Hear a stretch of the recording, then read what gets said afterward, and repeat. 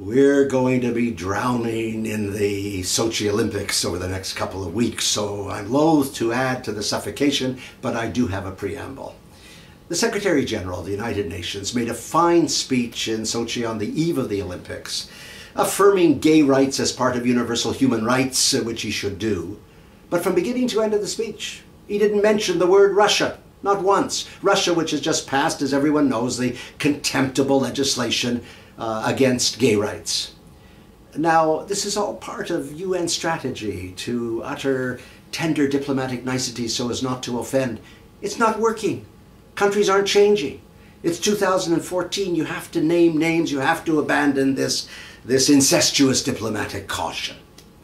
But of course, the Secretary General of the United Nations is a positive hero compared to outfits like the Vatican. Oh my God, it was delicious to see the comeuppance they got internationally this last week. Finally, the Committee on the Rights of the Child issuing a scalding report indicting the Vatican for the tens of thousands of children who over the years were tortured and emotionally and physically and sexually assaulted by thousands of priests, many of whom are still uttering their pieties and love from the pulpit, protected by their bishops.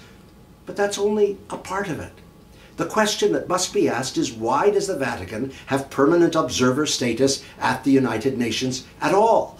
I mean, here's a group which is violently homophobic, which is determinedly anti-condom. God knows how many HIV infections have occurred as a result of the Vatican's anti-condom policy. They have death on their hands.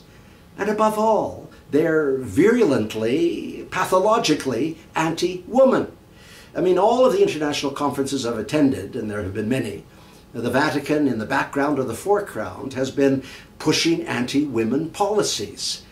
Why should this little group of men at the Holy See in Rome have permanent observer status at the United Nations? No other religious credo has that.